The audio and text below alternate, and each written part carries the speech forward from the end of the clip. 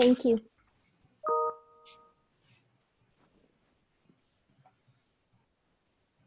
Okay, here we go. Hi, everyone. Good afternoon. Welcome to the first Keynote speaking event for the virtual TRA Marketplace for 2020.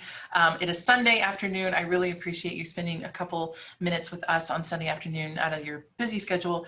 We have a whole bunch of other stuff going on throughout TRA Marketplace as well. So be sure to go to tramarketplace.com to check the schedule there and for information on how to join us. I'm really excited about this panel, about a fierce conversation for what's going on with women, specifically in the industry, specifically related to this pandemic. We have some amazing panelists that are joining us here today, and I cannot wait for you to meet them. I do have a couple housekeeping things. Please, if you want to contribute to the conversation, use the chat window. Make sure that your chat is set to send to all panelists and attendees so that everyone can see your chat. If you have any issues or you want to ask a question directly, please use the Q&A window down below as well. And if you kind of want to tell me who you want to ask the question to, that would really help me out as well. We have a full hour to spend together, which is great. It's a little more extended because this is one of our keynotes, and we'll get started in just a second. But I do have to thank our sponsor, Texas Mutual, who is sponsoring this session.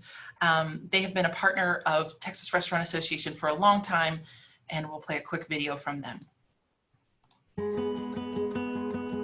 In response to the pandemic, Texas Mutual will distribute $330 million in dividends to eligible policyholders 2 months ahead of schedule.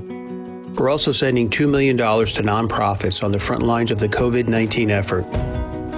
Better days are coming, but in the meantime, we'll be on the job helping Texas businesses. To learn how dividends are supporting employers in this time of need, go to texasmutual.com/dividends.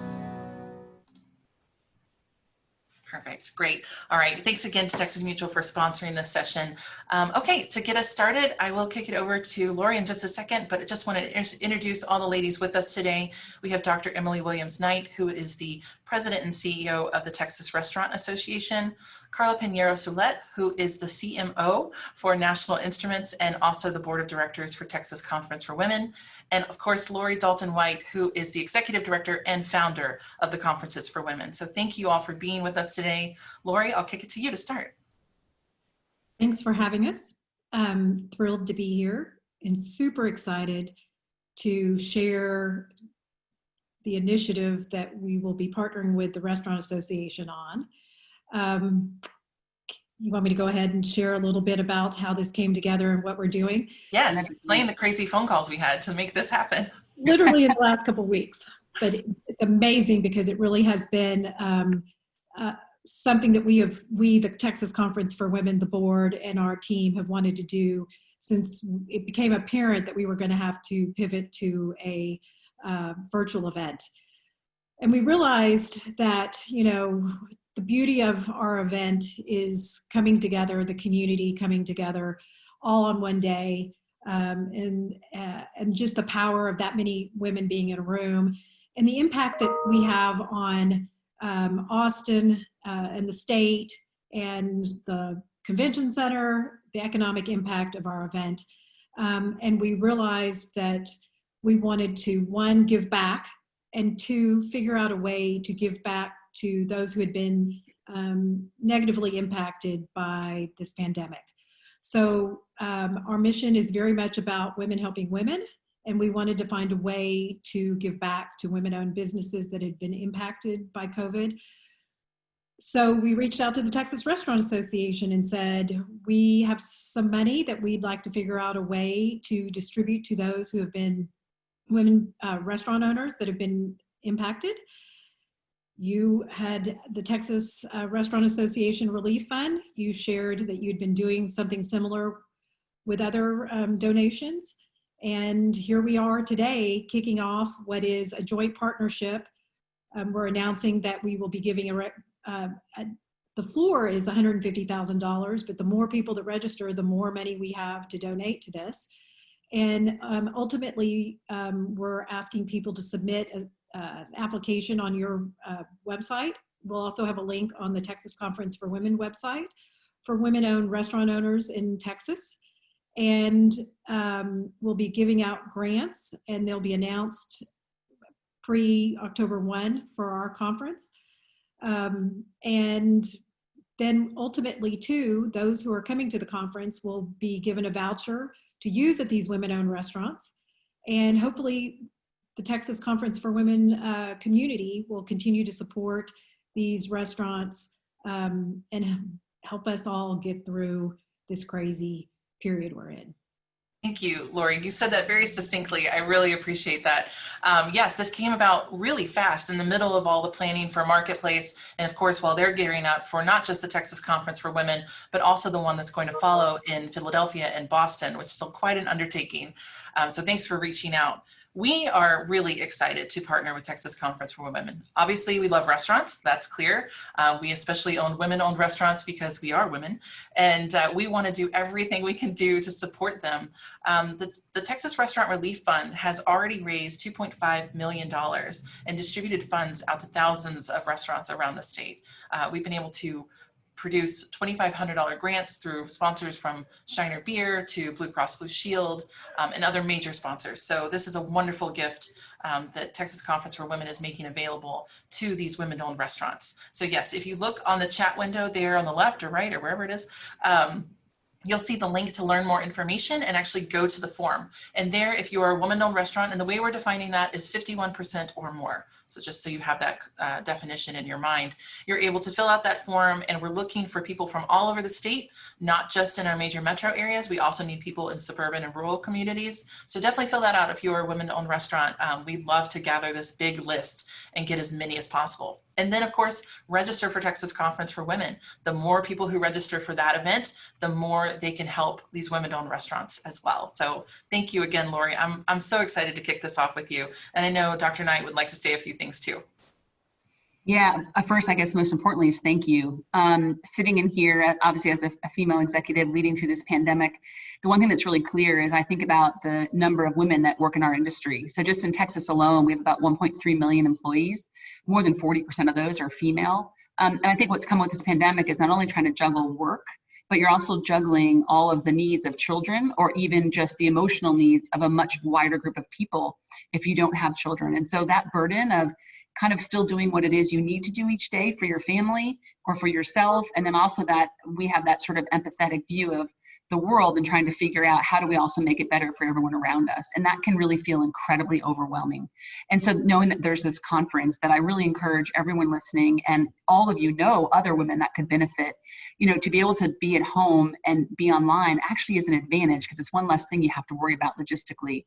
And I think more importantly, it's just that networking opportunity and to know that our female-owned businesses actually will benefit from this. And we've seen this work where they can prepare food, which generates revenue for them, but then feed someone who also is deserving. It's just like the circle of life right now in this pandemic. And so when Anna called me, I thought this is something that's very important to me as an issue, is how do we support women, but also just this partnership, I think is the start of something very special. So I want to thank both of you from the board perspective, Carla, and also Lori. I think this is just really going to be very, very special. So thank you.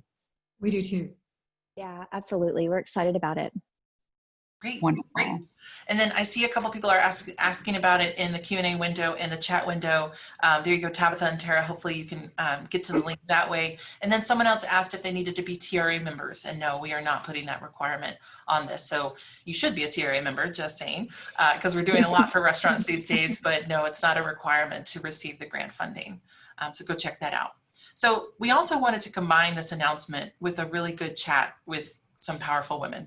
And I'm so fortunate to be surrounded by them every day, you know, working here with Emily, but we have some really wonderful ones here to have a little chat about what's going on with the pandemic. So I'd like to start it off by hearing from Carla first. Carla, you are the Chief Marketing Officer for a major company here in Austin, but the world is well recognized. Tell us a little more about how you got to where you are today. Yeah, so a lot of people don't know this, but I actually put myself through UT running restaurants and bars.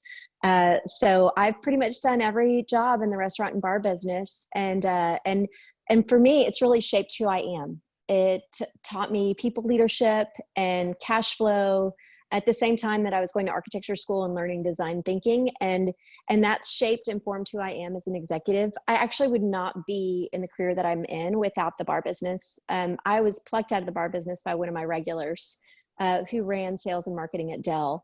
in the late 90s. And he overheard me speaking Spanish to a customer and said, "Wait a minute, you speak Spanish? I'm starting a Latin American division. Send me your resume." And that was the beginning of my career in tech. So none of that would have been possible without the restaurant and bar business. And to this day, it's part of the fabric of our family's life. We love going out to eat, and we love supporting all the local restaurants that have now pivoted and are offering family takeout. So it's just very much a part of who we are. That's wonderful. I love that story, Carla. You'll have to tell us later which bars and restaurants you were working at. I'm sure you've got some stories, especially if you were here in the 90s. Yeah. So Lori, let's go to you next. How did conferences for women come to be, and how did you get where you are? Well, I think like Carla, I too started out and put myself through college working at a restaurant in Austin, and have some good stories to share. And then I was influenced growing up in Austin by Barbara Jordan, and got the political bug and started working in campaigns, and then morphed into a local company, Public Strategies, that started out really small. There were a group of people that had worked on campaigns and were using some of the things that the skills that we had learned, and applied them to corporations, and that was built up and sold off. But in the course of working for Public Strategies, I was transferred out to the California office and happened to go to an event in LA that one of my colleagues said, "You just have to come." And I, questioned the value of doing that. It was a different market. I was trying to build a business in Northern California. It was a women's conference, and 25 years ago, there weren't a lot of conferences, and there weren't a lot of events growing up in Texas for women. Just having walked into that event 25 years ago, and just the power of that many women in a room, I think there were probably 5,000 at that point,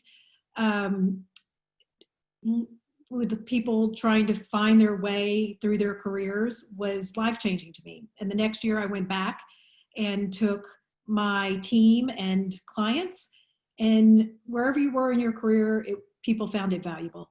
So knew there was something there. I saw an opportunity. I was about to have my first child and was looking to come back to Austin. And there wasn't anything like that. And here we are 21 years later.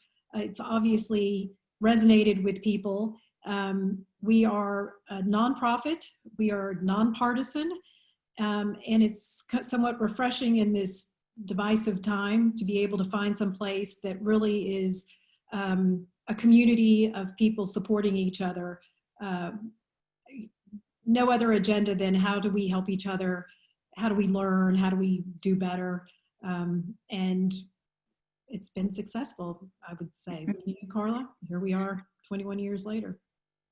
Yeah, I would say it's super inspiring to see the conference and all walks of life. Lori mentioned something that I think is worth underscoring. Everybody gets something out of this conference. It doesn't matter where you are in your life. It doesn't matter where you are in your career. It's amazing and inspiring to see the diversity of attendees and what everybody takes away. That's great. So tell me, Lori, who are a couple of the headlining speaking women at the conference this year? Well, I'm super excited and that we'll launch the conference season with Melinda Gates in a conversation with Pat Mitchell. And who better to speak about what we can all anticipate going forward. I mean, we're all trying to figure out what the next 6 months, what the next year is going to look like. We'd be lying if any of us knew, but is there anybody probably better skilled to be able to address that than Melinda Gates? And not only from the health perspective and everything that the Gates Foundation is doing with regard to the investment in the vaccine and helping the distribution of that, and the timeline of that, I think we're all eager to know, but also just education. And as a mom, how do we navigate this with our kids, at every stage, whether this may be a good time to transition into that conversation, but whether, we've got team members with young children trying to figure out, that are hard pressed to deal with online learning when you've got a really small kid. And then, you know, at every stage, whether it's elementary, middle school, high school, my kids have just started college. And that in itself has its own challenges. And so I'm super excited to hear and have it the conference launched with Melinda Gates. She'll be interviewed by Pat Mitchell, who is a former leader of CNN, and she now runs 10 Women. And she's an amazing interviewer. So that'll be a fascinating conversation. And then we also have Issa Rae, who not only is fun, but is very timely with regard to her activism and everything she's done with her own career as a young Black woman. So super excited to have both of those kick off this year's Wow. conference. That's awesome. I'm really excited to hear from Issa as well. I think she's amazing. Before we jump into some of the conversation points, I did want to make sure that Emily had a chance to talk a little bit about how she got here too. Oh, Emily, don't tell them about the first couple of months when you got to TRA, but everything before that. My first year at TRA. No, you know, I think we all get to a point in our career where we sort of look back and wonder how we got here, right? And it's been a couple of things for me. I decided in third grade, believe it or not, that I was going to go into hospitality. And I grew up in an enlisted military family. Everything was the same, right? So everyone made the same amount of money, lived in the military housing, everyone's house was the same. And I just remember having it's just that idea, maybe young, that there was more to the world. And so this show came on, which Anna's heard before, but it's amazing how much it changed my life. But it was Hotel with Connie Selica. And it was a fictitious hotel in San Francisco, which was far away from a submarine base in Connecticut where I was living. And I just, in third grade, decided, I guess at 8 or 10 years old, that this is what I was going to do. And so I went on to my education. But, I had a mom who always told me that I was the same as everybody else. She ended up being a community college president. I never saw a difference. My dad would be away for months at a time, and my mother carried the burden without complaining. And I just sort of always saw these neutral roles, maybe didn't realize at the time. And then when I became a mother of twins, I'll never forget the turning point in my career. I'd gotten a call. I was living in Boston, and they were 9 months old. And the question was, would you like to go take over the West Coast of our company? Now, I don't know many people who would say, that sounds like a great idea with 9-month-old twins to move to California or Colorado. And I made the decision to do it because it was a really hard job. And I swear it changed the trajectory of my career. And at this point, I've sort of always taken the jobs that maybe scare me or scare others. As I like to say, sometimes I take the jobs that nobody else wants to take. But those moves have helped me grow, because I tell people, once you expand that muscle or stretch that, it doesn't go back. And so once you're able to put yourself out there, I think it's really propelled me, especially, and prepared me to be in the environment we're in now, which is constant change and having to navigate, whether it be partisanship or getting what you need for your, the industry. Having that sort of grit, I think, has become, I've seen it pay off in dividends. And so I've sort of had a circuitous route here, but it's always been the notion of that anything is possible as long as if I leap, the net will appear, someone told me, and that's always worked out. Great advice. Oh, you're on mute, Anna. Sorry. I swear I'm going to get a t-shirt when all this is over. It says, "You're on mute, Anna." It feels like we're all saying this. So I know that Lori started talking about this a little bit, but I'd like to talk a little bit more. Carla, why do you think that this pandemic is particularly difficult on women? Can you talk a little bit about that from your personal, but also what you're seeing in the workplace as well? Yeah, so Emily touched on this a little bit as well, but I think it bears repeating. So for starters, women represent a significant portion of entrepreneurs, in particular in Austin.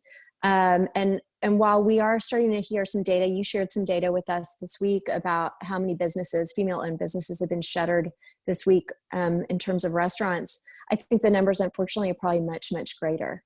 And I think the other part of that equation, which is obvious, is that moms don't just run businesses, they run households. And they're now teachers and housekeepers and, trying to keep everything afloat. And I think the New York Times, Lori, you shared an article with me this week that the burden is just becoming too much to bear on moms. And I was listening to a podcast this week as well, where they touched on the emotional burden, that women often carry the emotional burden of a household. And so I think all those things combined make it extremely difficult for women to manage through all this. And in fact, at we've even talked about what can we do to ease the burden for women and for lead parents in households. And one of the things that we're thinking about is, do we offer people the option to either do part-time or take off a little bit of work to get the household situated as kids go back to school virtually? Emily, what do you think about that? I mean, I know, you know, that your situation is challenging too, because you have two daughters, two twins going into high school. What is that like? And I know we've talked to a lot of members too, female members that are also under a lot of undue stress because of this. Do you want to talk a little about that? I think what Carla said is right. There's this instinct of the emotional part that you carry. And we also don't do a great job of asking for help, right? So as women, we want to show the world that we can do it all. And so there's days where you're literally breaking because you're maybe an inbox full. I know there's been nights, Anna, we've had this discussion where I'm sort of looking at my computer. I've got to go because my daughters have said, hey, we haven't seen you, Mom, right? You're just in that computer on that Zoom thing. And it's that balance of I have to do my job. I don't know how they're doing. And I think that's the difference in this pandemic, is that our children's lives have been also turned upside down. And if maybe you're a caregiver to your parents, right? You're on the opposite spectrum, or maybe you're both. That's also uncertain. And so what's happened, I think, is we're in this uncertainty of the unknown. And at the same time, we don't know when this is going to end, and everything about the schedule that we would have had. And I think the schooling has been a real challenge, because they're going to go to school, and next week they're not going to school. Now you have a choice of what kind of school you want to go to. And so how are you supposed to go back to work? In particular, I think about our industry, when you don't even know where you can put your children. If they do go back to school, okay, great. I still got to get there after school. But if they don't, but what I worry the most about is, how are my kids doing?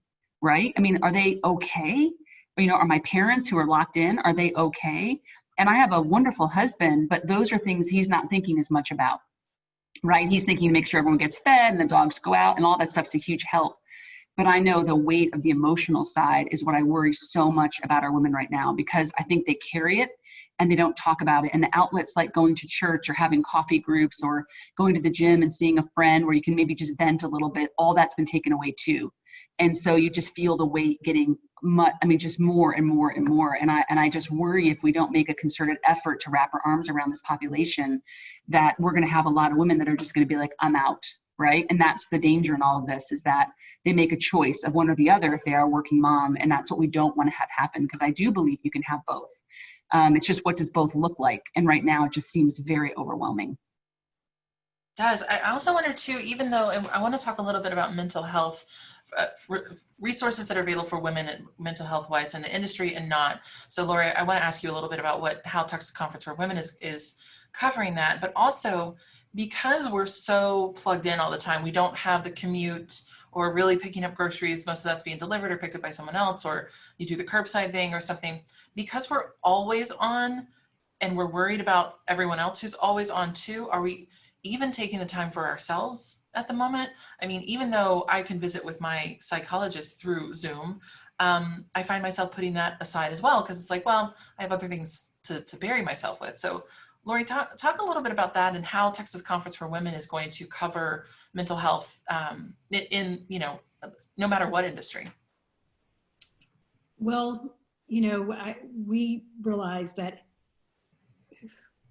whatever age you've been impacted by this, your mental health has been impacted. And so we definitely have a session, breakout session devoted in each of the conferences to mental health and helping people adapt and navigate this. I think just even having the conversations and giving people the language to use around it is really important, because this country hasn't done a very good job about making it a topic that people can talk about. And so realizing that everybody's mental health through this has been impacted in one way or another. Just the uncertainty of it, the economic impact, everything combined and all added up. So we'll definitely have sessions at each of the conference dedicated to helping people navigate their circumstances. Yeah, we also have a session later this week for Marketplace for people to talk about mental health services in the industry. And Emily, if you want to speak to that a little bit about what we're seeing, because from my perspective, we actually are seeing a lot more people become more comfortable talking about the needs of managers and teams when it comes to making sure that they're taken care of mentally as well as physically, and how the physical can have the impact on mental. So Emily, do you want to weigh in on that?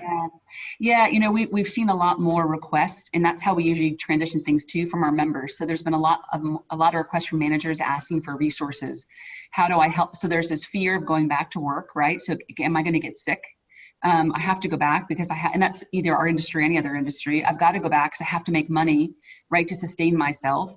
But there's that fear. And then there's the fear of all of the unknown. And am I going to have a job in a couple of months?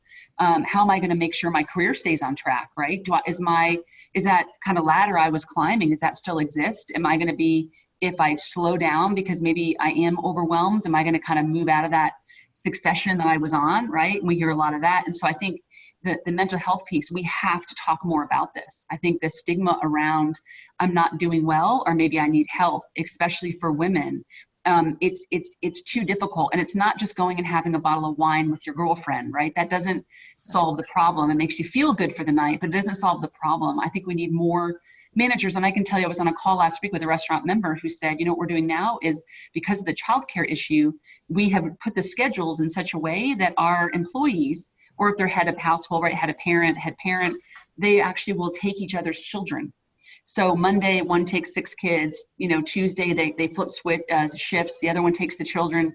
But just think about the logistics on top of that, right? But that's the kind of creativity we're seeing, or allowing schedule shifts up to the moment notice where they can pool the parents together.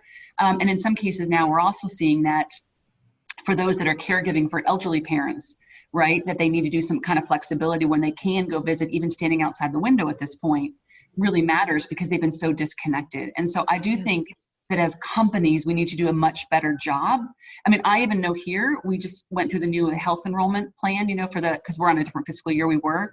And, you know, one of the things we made sure was that mental health coverage was free and it didn't end, right? And that was, you know, it's going to cost more for the organization, but I want anyone here who's struggling to know they can go get help and that they're not going to get 2 visits and have to have money out of pocket. And so those kind of things, I think, you know, we just have to talk about. I just think more people are hurting, especially women, than they're actually, you know, maybe providing publicly or to a group or to their own company.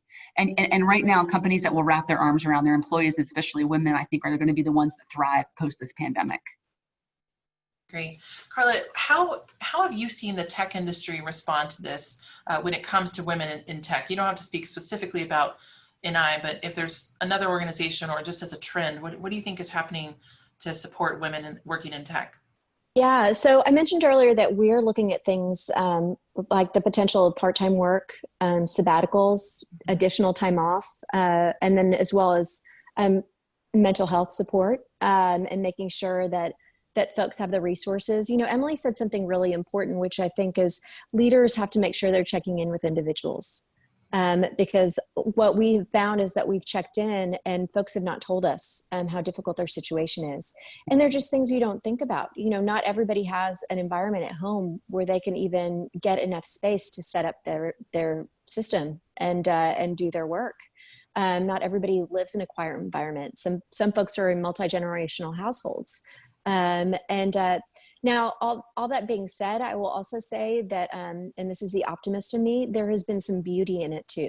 So for example, we now know all of each other's children and pets, and we see them come in and out. And we say hi to them, and there's something really, you know, beautiful about that. You know, what Emily said is happening in the restaurant business is now starting to happen in tech. We're talking about learning pods, and do we put kids of like ages together and get them some support and do much smaller environments for them.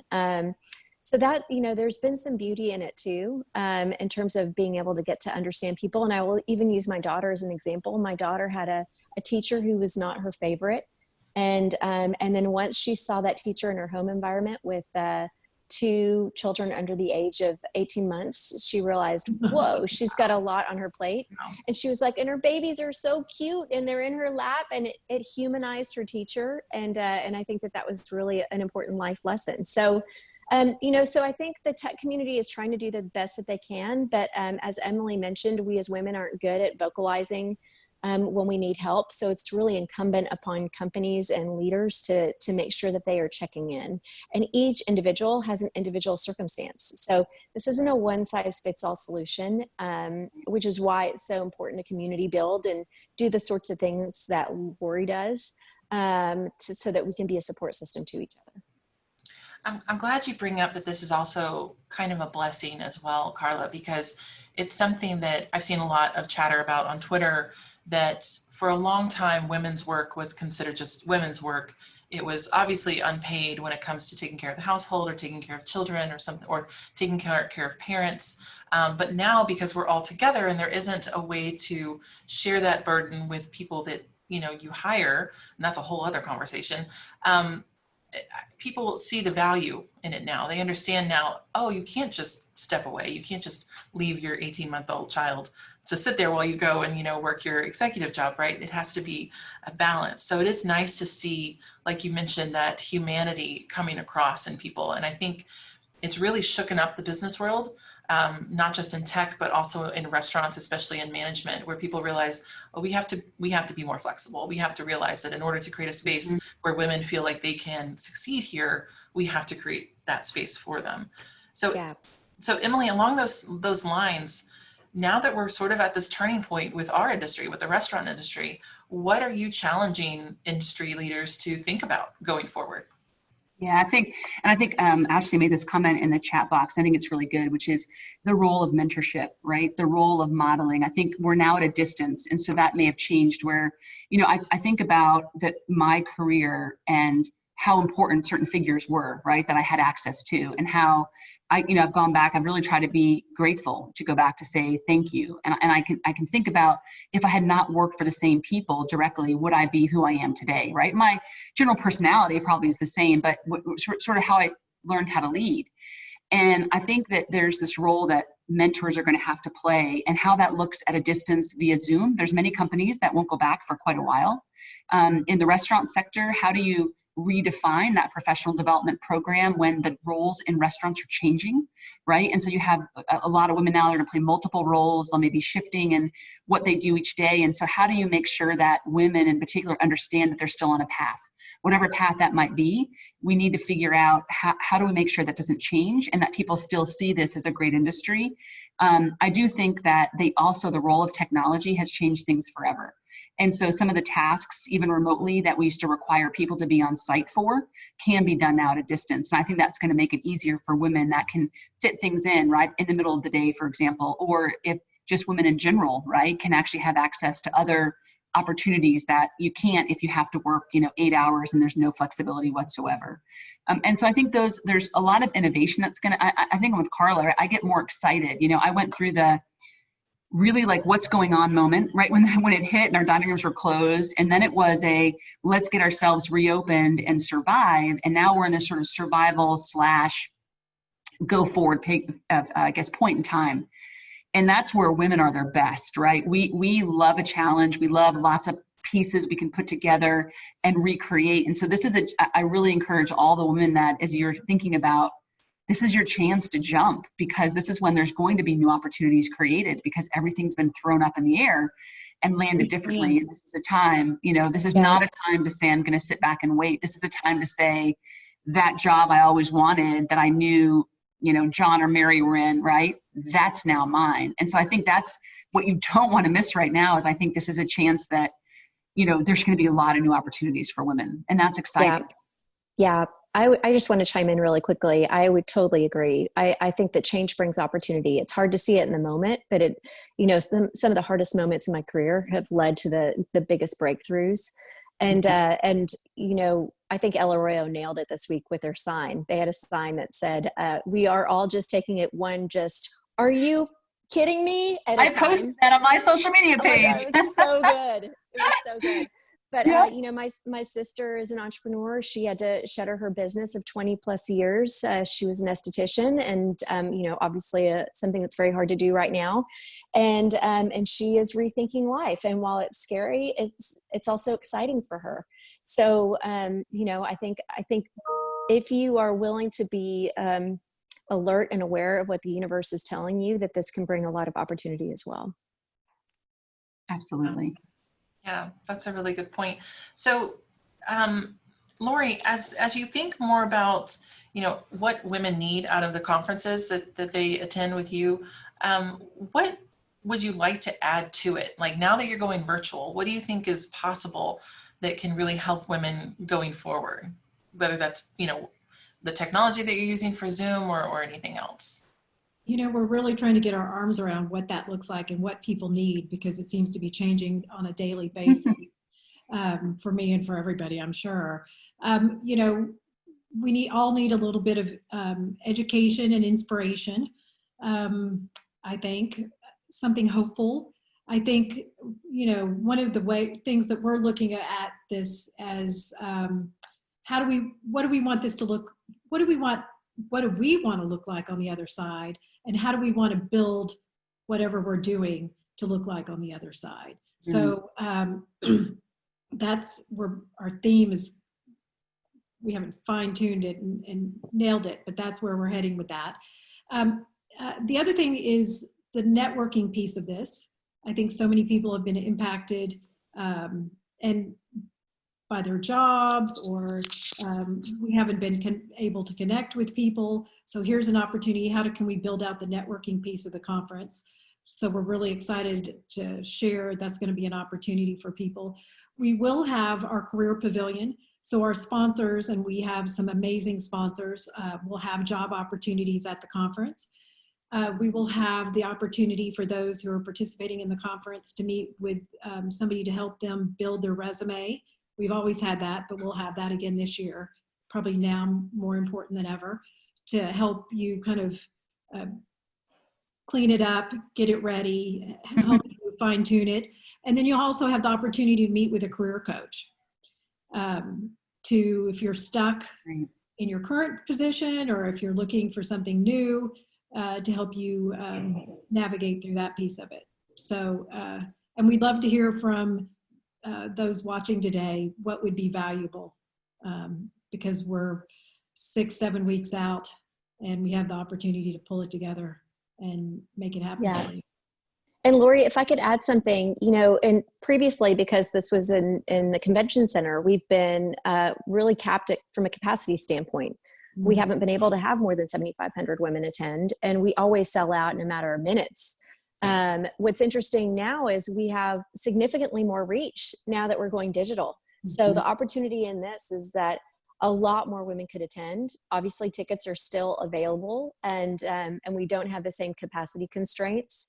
And for folks that couldn't give up a full day, this gives them an opportunity to really come and participate as much or as little as they need to. Mm-hmm. So I just want to reinforce the fact that tickets are still out there, and usually people assume that we sell out so quickly, but there's an opportunity in this as well.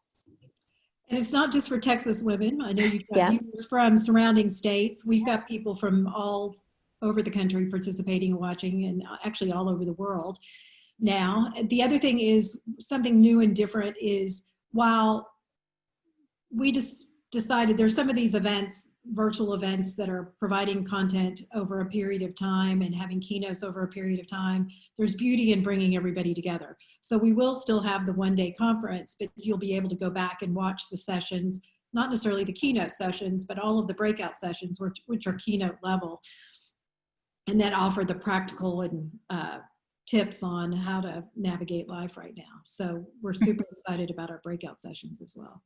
So speaking of navigating life right now, Carla, this question is more for you. As you work on mentoring younger women that you work with, what does that look like? What do they need, do you think? And is that different from any other generations that you've worked with before, either what you yourself needed as a young woman in business, or maybe older generations as well? Yeah, I mean, each generation, I think, brings something unique. I think what's fascinating about this younger generation is they figured out a lot of stuff that took us a midlife crisis to figure out. So that's, they could, and we shouldn't resent them for it, because I think they're smart for it. They've got their values in line, and they are clear on what they want out of life and how they want life to be. The thing that I would say in talking to young women in particular is the importance of taking care of yourself right now. And I'm talking about physically, mentally, making sure you're getting enough sleep, making sure you are getting exercise in whatever form is available and inspiring to you, even if that's just strolling around your house. But the importance of movement and physical activity as it pertains to mental health. So we touched on that earlier. So that's coming up a lot more in my conversations with young women and with mentees. And then also we've touched on the opportunity, and Emily touched on this as well, but all this creates this big shuffle. Folks are reprioritizing, folks are realizing what they can and cannot do. Folks will leave jobs, folks will come into jobs, and that big shuffle creates a lot of opportunity for folks. It may not look like it at the time, but it certainly does. So being cognizant and aware of that.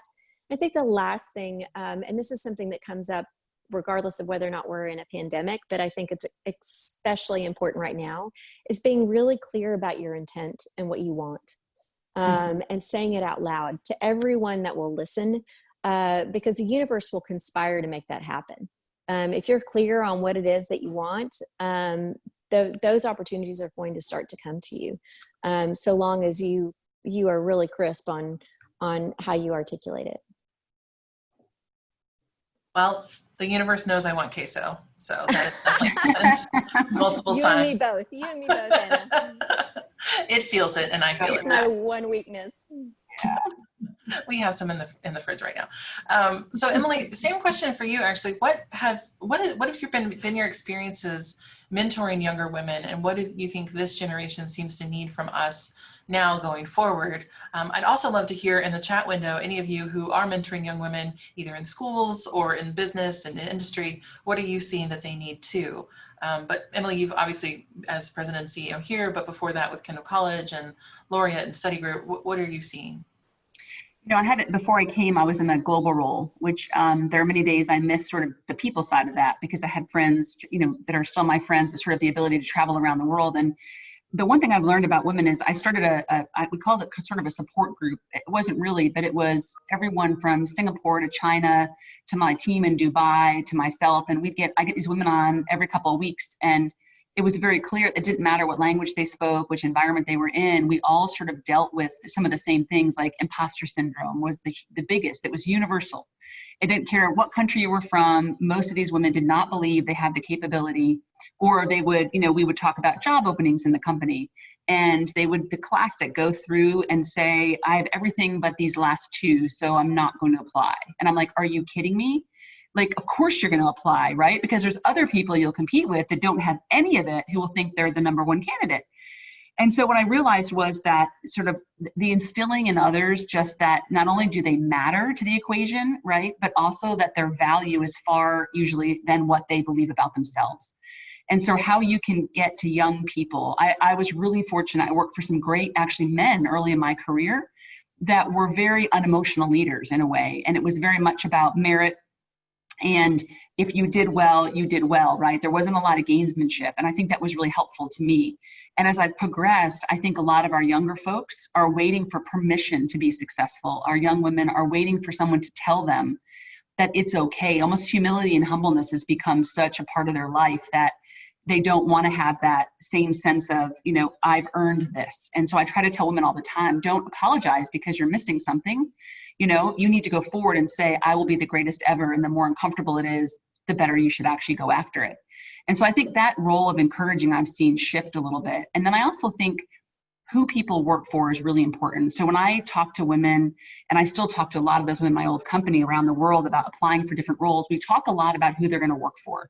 And we talk a lot about the environment, because when you're early in your career as a female, a lot of your characteristics of leadership are being developed. And if they're under someone who maybe isn't the type of leader that will find success forever, that's not the kind of skills and qualities that you probably want to take with you. And so I spend a lot of time talking about that and the culture of a company and making sure that women identify the place. And I think Lori said it, right, where they can thrive, where they have the ability to go be really successful because there's a match. And that match is so important for women. And so really digging into uncovering what is the intent, as Carla said, what is the intent? Where are you trying to go, right?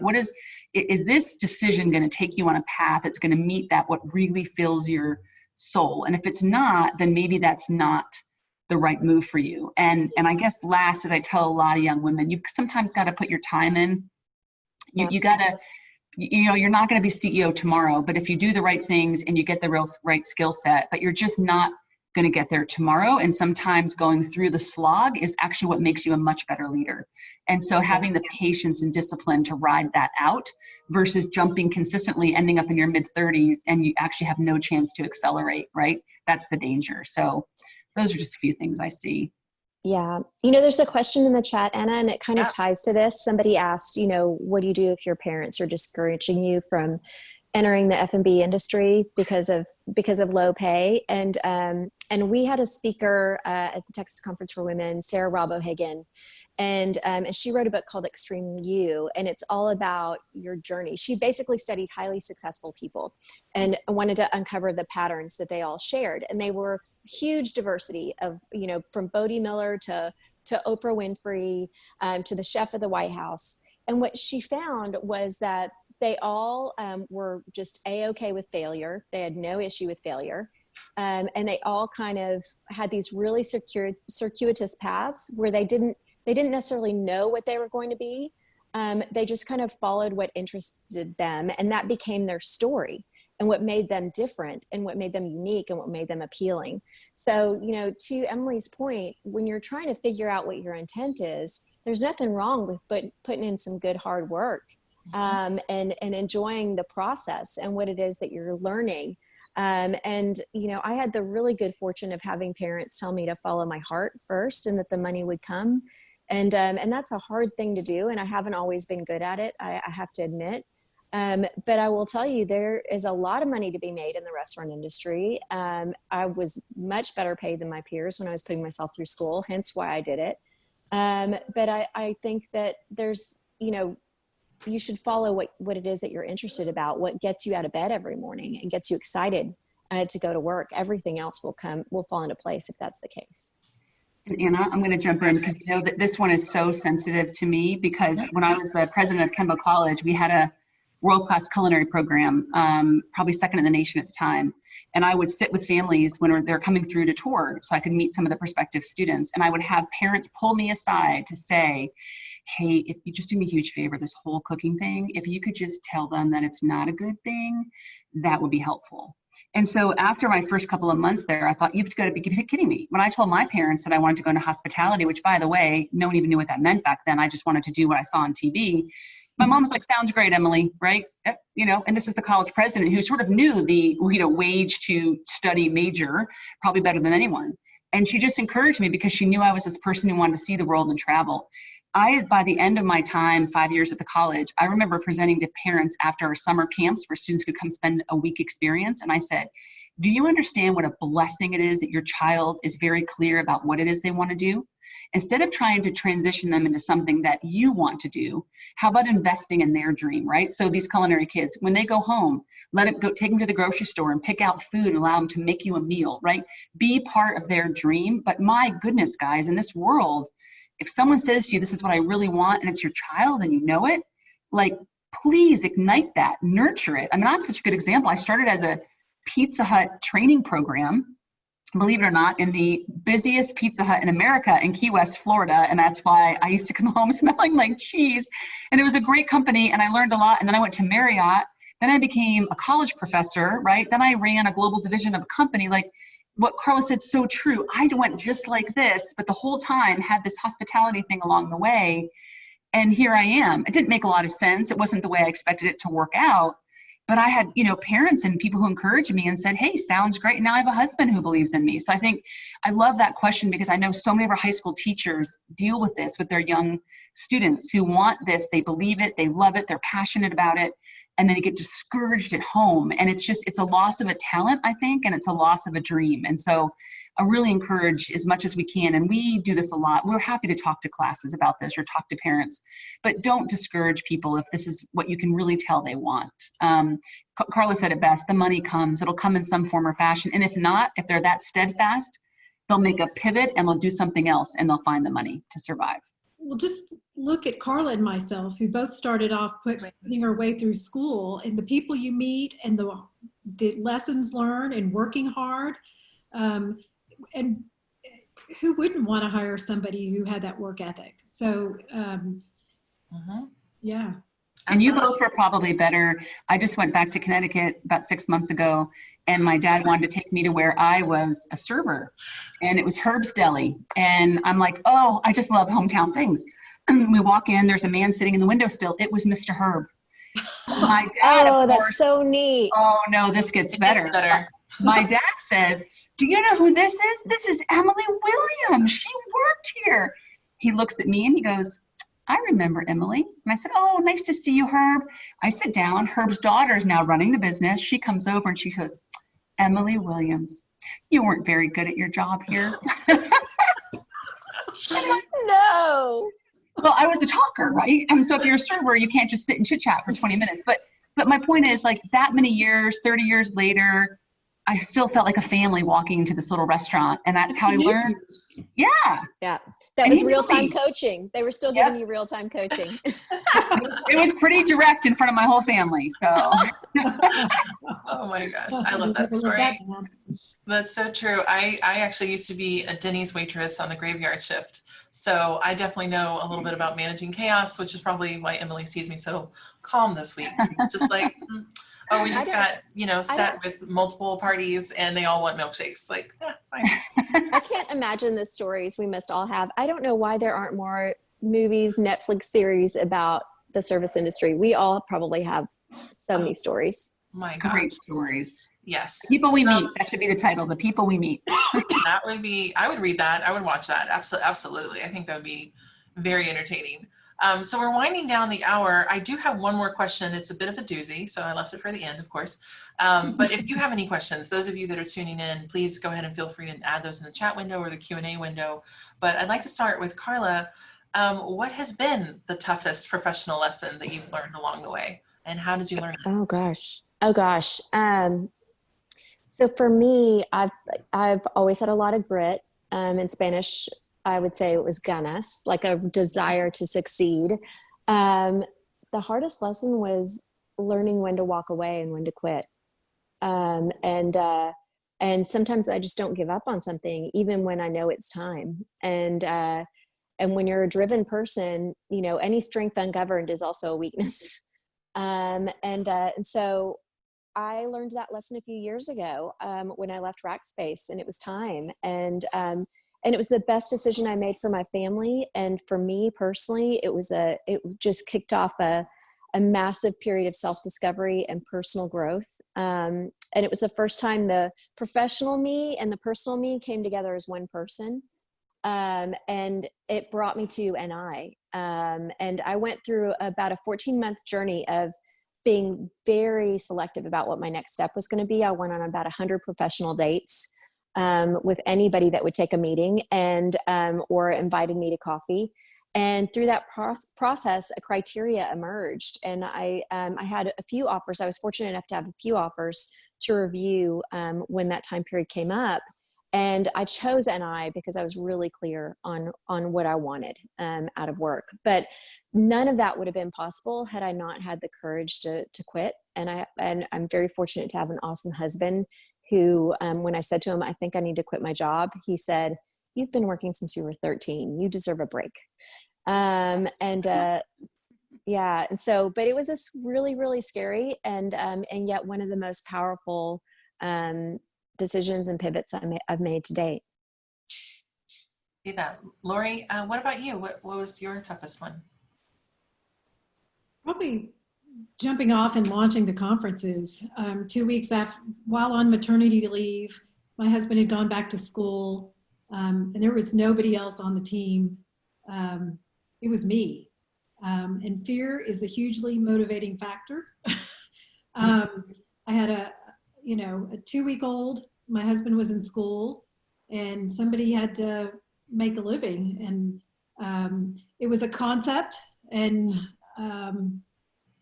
just through grit and grit, and just determination, made it work. And went out and shared the concept to people around the state, and fortunately had a network of people that I'd worked with over the years that supported me and bought into it. and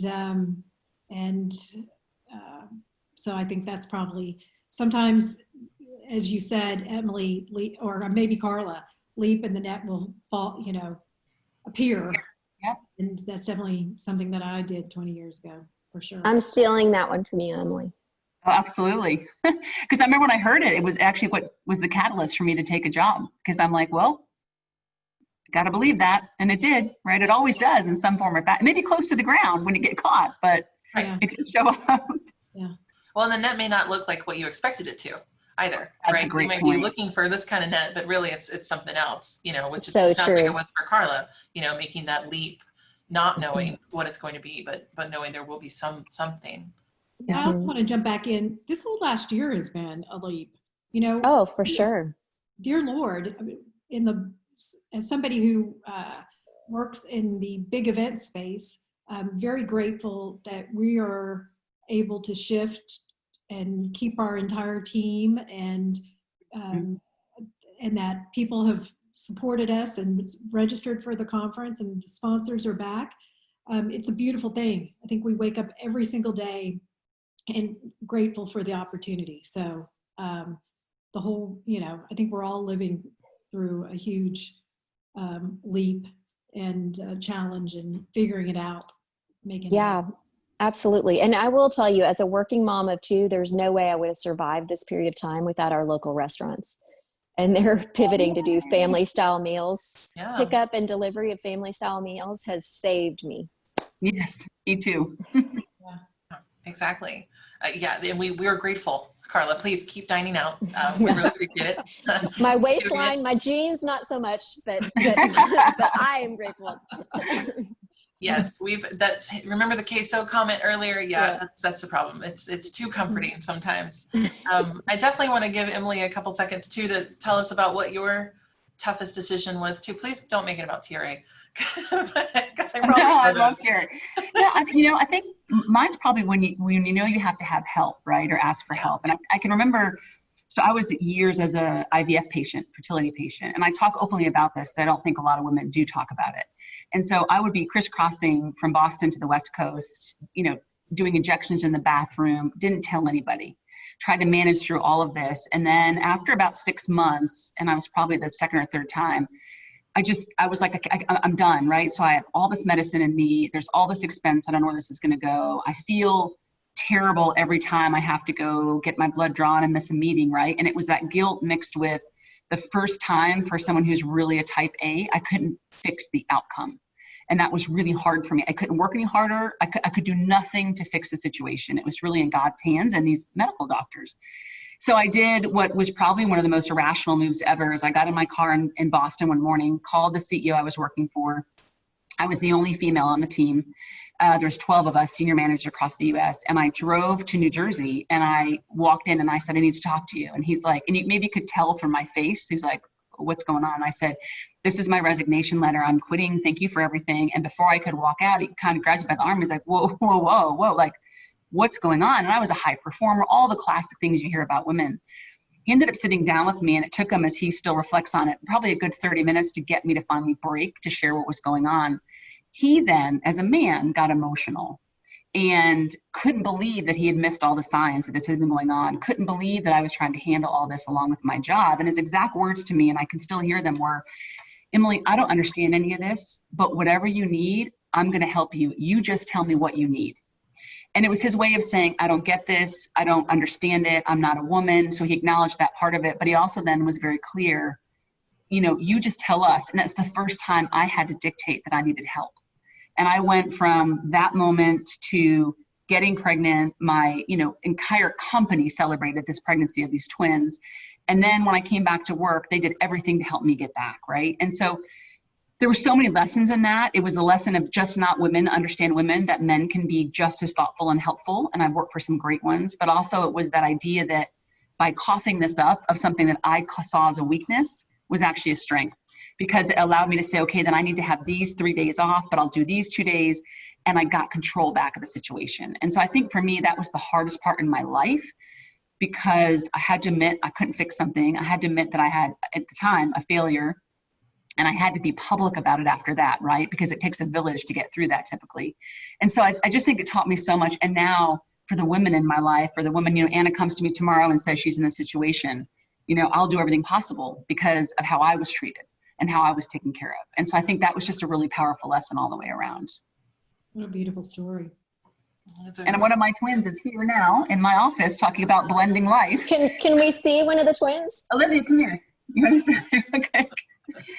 Yeah, this is Olivia who's here helping. Come say hi. Hi, Olivia. Oh my gosh. Hi. So, yeah, she's like, it's 2:00, Mom, and you said we could go shopping. No, I'm just kidding. But yeah, but that makes it fun. And I think, Lori, what you said is right, is that would not have been allowed 6 months ago. And now it's, let's bring our families in and our kids in and right? And we're all human. And whether you're a man or a woman, you're just doing life and we're going to do it together. And so I think that's really powerful, even for you to say, let's see her, right? On a nationally taped show, I guess. It's pretty cool. Mm-hmm. Oh, that is really good. This has felt like a really good conversation with three amazing ladies that are friends. We didn't even need wine to get deep, so that felt amazing as well. Next time next time we absolutely will. We will do this again. I think just to recap everything that these ladies have said, definitely sign up for Texas Conference for Women. If you're a women-owned restaurant, sign up for that. Be kind to yourself. Put your intention out into the universe, as Carla says, and remember that everyone's human. And just be kind to everyone else too, because you just never know. You never know. Exactly. Well, ladies, we are going to let you go. Carla, good luck with the rest of the move. Lori, good luck with the conference. We will be there to support you, whatever you need. And Emily, I'll see you at lunch. And Anna, thank you, because you helped make this happen, and you're an incredible female leader. So thank you. Thank you. Thank you, Anna. Thanks for having us. Shout out to Anna who made the initiative and the partnership happen. Yep, sure did. So excited about that. Yeah, me too. All right, ladies. Thank you, guys. Take care. Bye, y'all. Take care. Bye. Be well. Bye. You too.